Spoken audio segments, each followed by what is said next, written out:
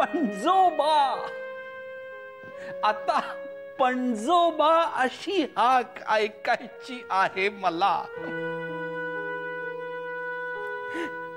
त्याला बरं का, त्याला खेळवण्यासाठी मी उत्साह, जुन्या गोष्टी आणि अनेक गमती जमती माझ्याजवळ साठवून ठेवलेल्या आहेत.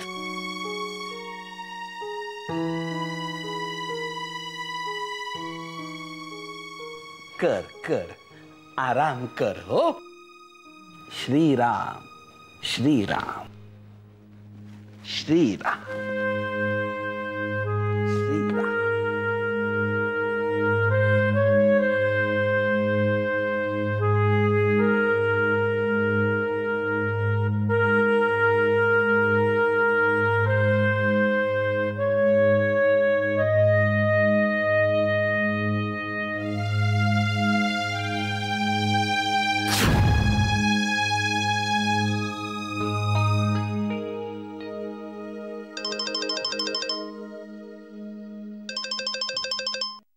हॅलो. हाँ आदि, बाबा बोलतोय. हाँ बोला बाबा. अरे तुझ्याकडे यशवंतराव सरंजामेंचा नंबर आहे का? यशवंतराव सरंजामे कशाला? अरे कशाला काय, मला त्यांचे आभार मानायचे. वा, अशा माणसाचे आभार कशाला मानायचे? याच्या मागे त्याचा काहीतरी स्वार्थ असेल. तरी पण हे बघ, एखाद्या माणसाने जर आपल्यासाठी काही चांगलं केलं असेल तर त्याचा आभार मानणं हा एक संस्काराचा भाग आहे. पण बाबा, अरे काहीही झालं तरी त्यांनी शुभ्राला ऍडमिट केलं होतं. स्वतः सुखरूप घरी आणून पोहोचवलं. उलट त्यानं दरवाजात बघून माझा स्वतःवरचा ताबा सुटला होता. बोलू नये ते बोललो होतो मी त्यांना. आणि मी जेव्हा भानावरती आलो तेव्हा ते निघूनही गेले होते. मी त्यांना करेन फोन. अरे फोन करणं वेगळं आणि प्रत्यक्षात भेटून सांगणं वेगळं. शुभ्राला सोडायला ते स्वतः आले होते. एक औपचारिक भेट घेऊन त्यांचे आभार मानायला हवेत असं मला मनापासून वाटतं. ठीक आहे, पण तुम्ही एकटे नका जाऊ. मी येतो तुमच्याबरोबर. मी येतो, मी तुम्हाला पिकअप करतो, मग आपण जाऊ. बरं ठीक आहे.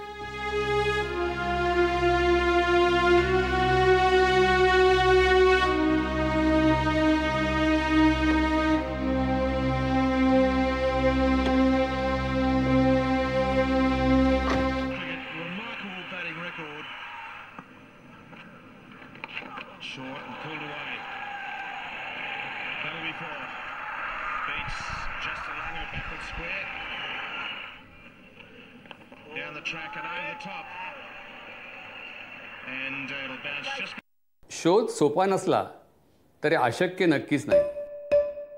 मिळालेले क्लूज आशादायी आहेत. मुळात सत्य लपून राहू शकत नाही, निदान माझ्यापासून तरी नाही. आजपर्यंत राहिलेलं नाही. हा शोध किती काळ चालू राहील? शोध सुरू झाला की संपेपर्यंत चालू राहतो. त्यात खंड पडलेला मला आवडत नाही आणि हा शोध माझ्या दृष्टीनं अधिक महत्त्वाचा आहे. त्याला तशीच कारणं आहेत. आता इतकंच सांगतो की हे सत्य गाडलेलं आहे. ते कितीही खोल जाऊन बसलं असलं तर हे सत्य मी उकरून काढेन म्हणजे काढेन. त्यासाठी काळ बंधन नाही, वेळ अडथळा नाही.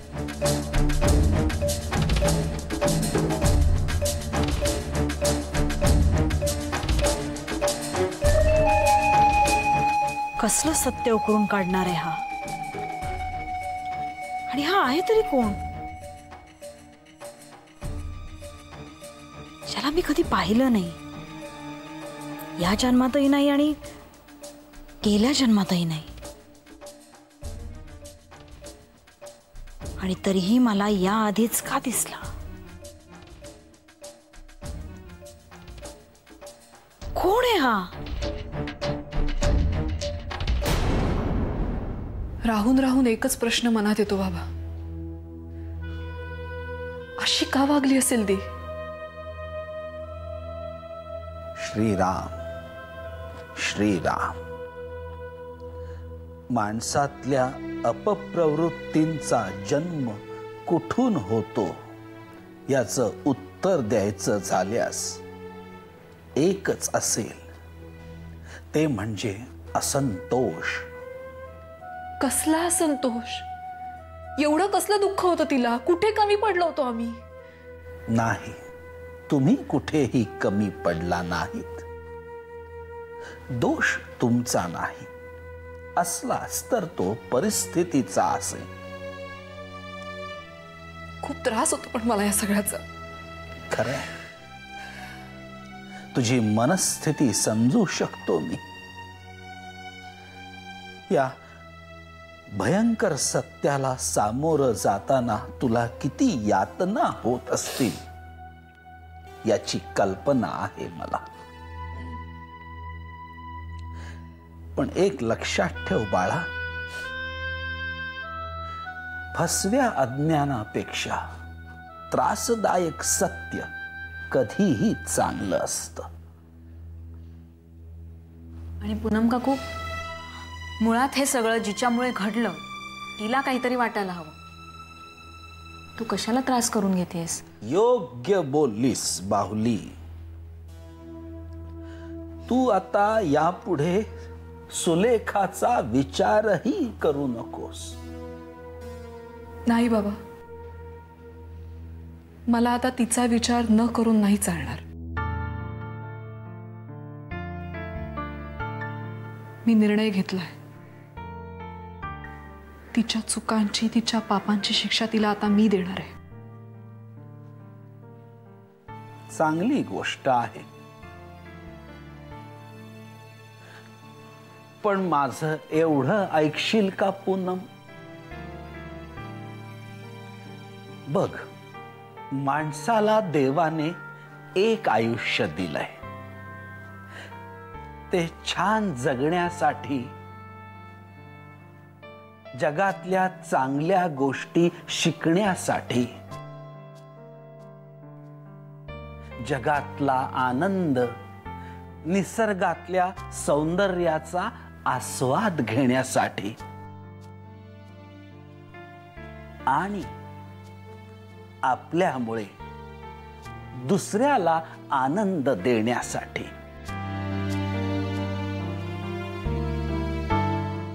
दुर्दैवाने काळाने तुझ्या आयुष्यात अनेक कोडी निर्माण केली. अनेक संकट उभी केली आणि अनेकदा तू एकटी पडलीस. पण आता गोष्टी बदलणं, ते सुख, ते समाधान अनुभवणं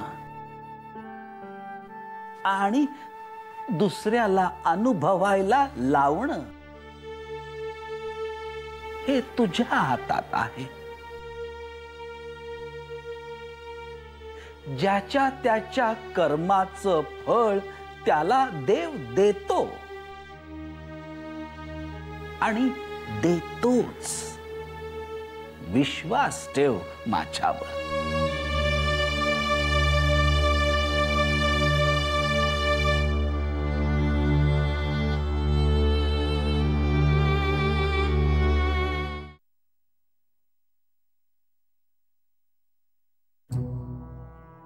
तुम्ही सरंजामे आहे का?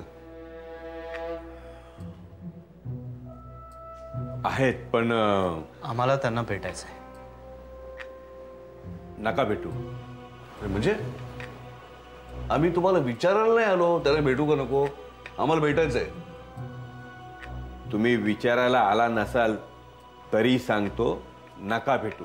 अरे पण का? आणि तुम्ही आम्हाला का सांगता? भली माणसं आहात, मनात चांगला विचार ठेवून आला असाल कदाचित.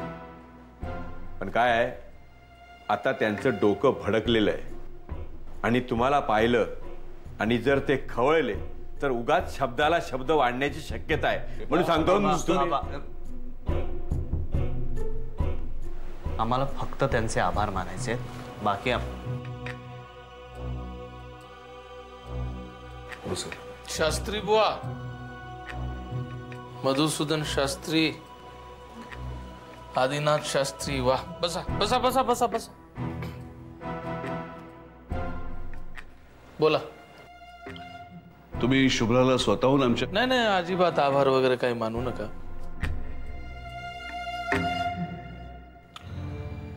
तुम्ही माझे आभार मानावेत किंवा तुमच्या मनात माझं नाव एक चांगला माणूस म्हणून कोरलं जावं म्हणून हे सगळं केलेलं नाही आम्ही. तिच्या जागी रस्त्यातली एखादी भिकारीण जरी असती ना तरी मी हेच केलं असतं. तेवढी माणुसकी आहे या यशवंतरावात. हे बघा, आम्हाला तुमच्याशी वाद घालायचा नाही. तुम्ही आमच्यासाठी जे काही केलं त्याबद्दल तुमचे आभार मानणं हे आमचं कर्तव्य आहे. आमच्या वडीलधाऱ्यांनी हेच संस्कार केलेत आमच्यावरती. घरात आलेल्या माणसाला धक्के मारून बाहेर काढावं हे संस्कार सुद्धा तुमच्यावर केले तुमच्या वाडवडिलांनी. हे माहित नव्हतं हो मला. त्यावेळी तुम्ही जे आमच्या घरी येऊन वागलात ते नक्कीच पूजा करण्यासारखं नव्हतं. दोन मोठी माणसं बोलत असताना लहानानं मध्ये नाक खुपसावं हे संस्कार सुद्धा तुमच्यावर केलेत हे माहित नव्हतं मला. चला बाबा, या अशा माणसासमोर आपली अक्कल आणि शक्ती वाया घालवण्यापेक्षा घरी जाऊया आपण. चला बाबा. अंदर. तुम्ही तुमच्या माणुसकीबद्दल जे काही बोलताय ते खरं आहे. मात्र आम्ही काय केलं? खुनाचा संशय असलेल्या आणि नंतर निर्दोष सिद्ध झालेल्या तनिष्काच्या मुलीला घरी आधार दिला आणि म्हणून तुम्ही आमच्या घरी येऊन तमाशा केला. आपण काय करताय? प्रत्यक्ष खुनी असलेल्या सुलेखाला सपोर्ट करताय तुम्ही. केवळ तुम्हाला वाटतं म्हणून ती खुनी. तसा पुरावा मिळाला आहे. खोटे पुरावे उभे करता येतात. यशवंतराव, बाबा, आंधळ्याला वाट दाखवता येते. मुद्दाम डोळ्यावर पट्टी बांधलेल्याला बोलून काय उपयोग आहे? चला चला.